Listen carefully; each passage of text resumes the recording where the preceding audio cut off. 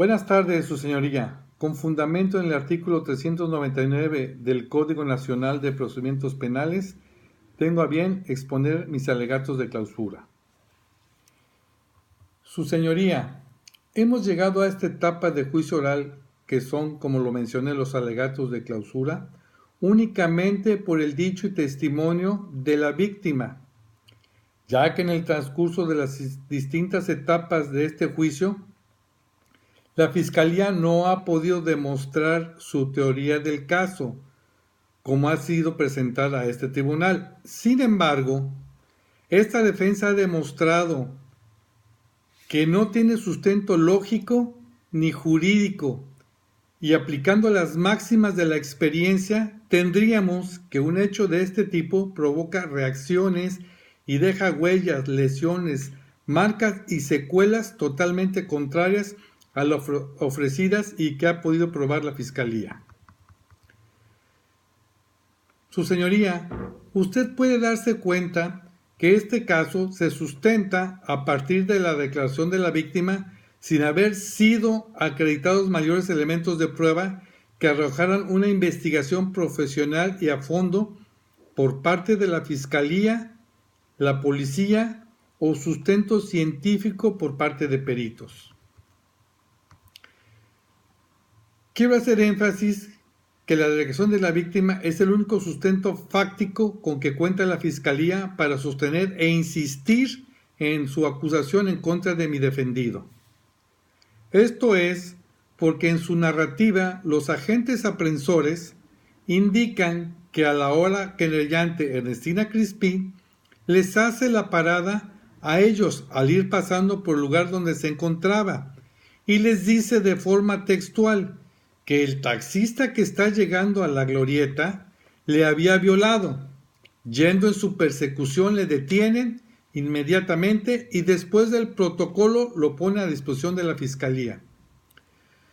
Todo esto se corroboró con los medios de prueba aportados por esta defensa, como lo son el interrogatorio a los agentes aprensores, los cuales a preguntas expresas por esta defensa no mencionan o especifican qué protocolo fue el que llevaron a cabo, qué tiempo transcurrió después del señalamiento y su detención, así también como a qué distancia del lugar de los hechos fue detenido.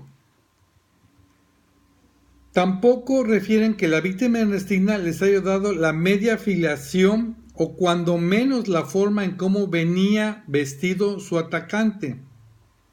Tampoco les describe la marca, modelo, color, tipo de vehículo o simplemente el sitio al que pertenecía el mismo.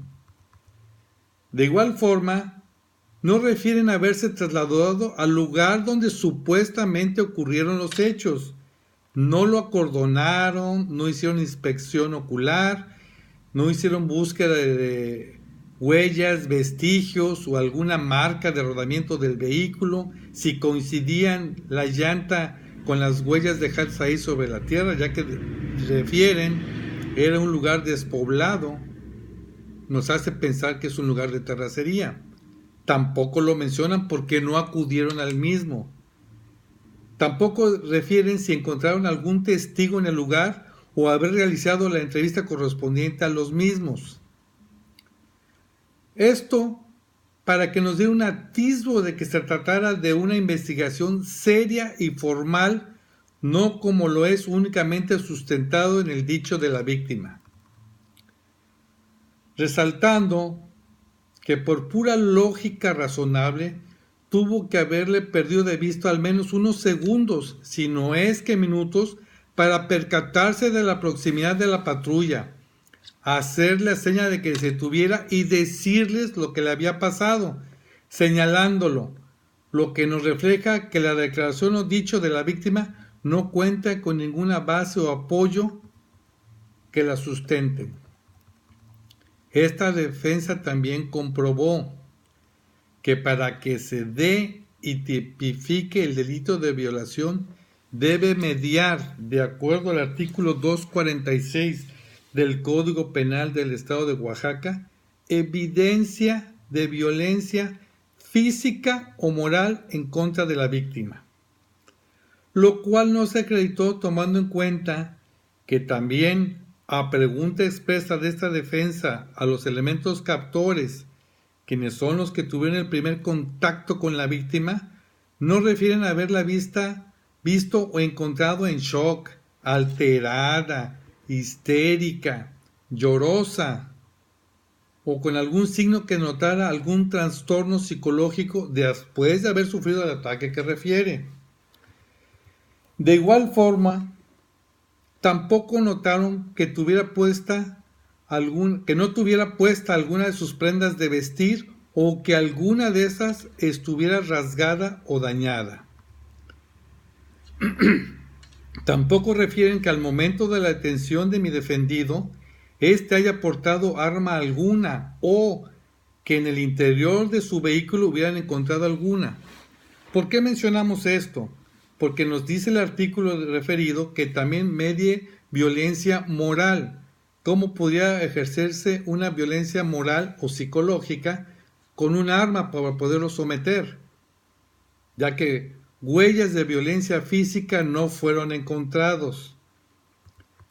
Esto corroborado con el interrogatorio realizado al perito químico biólogo Ismael Santiago, que a pregunta expresa de esta defensa, en la que se le cuestionó: ¿podría usted, con el examen practicado a la querellante, identificar si hubo alguna huella de violencia en sus genitales y, si fuere el caso, detallarlos? Nos respondió que sí podría haberlos identificado y detallado y que no apreció ninguno.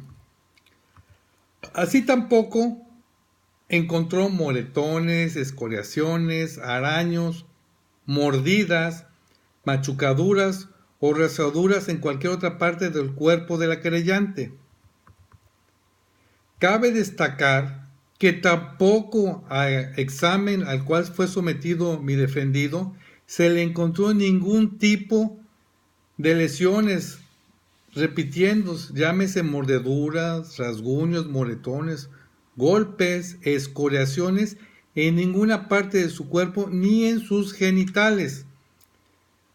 ¿Por lo que resaltamos esto? Porque de acuerdo a la lógica, ante un ataque de este tipo, cualquier individuo responde, aunque no sea de manera consciente, ya que se activan los mecanismos de defensa, los cuales son impulsados por el shock de adrenalina que sufre cualquier persona como alerta natural y respuesta del organismo para defenderse.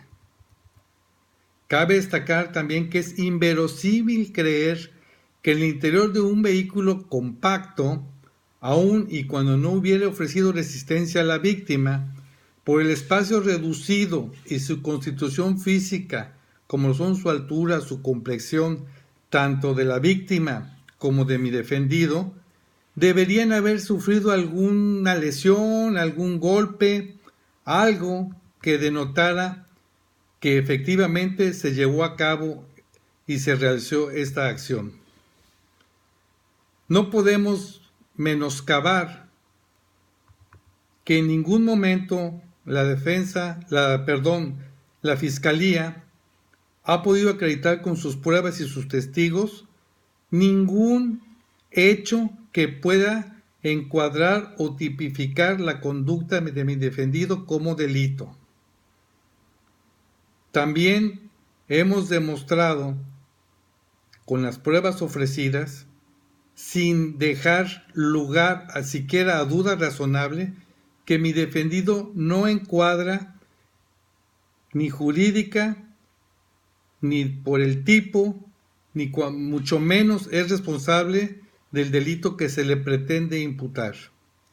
Con todo esto, y en conclusión de todo lo anteriormente razonado, es claro que mi representado jamás se sitúa en la conducta que el Ministerio Público ha venido acusándolo, pues como ha quedado cumplido en la fracción primera del artículo 20 constitucional, apartado A, es decir, sí esclarecimos los hechos, por tanto, sí acredité mi teoría del caso, aún sin estar obligado a ello. no así la del Ministerio Público, por lo que solicito se dicte una sentencia absolutoria a mi representado, de nombre Alejandro. Es cuanto, su señoría.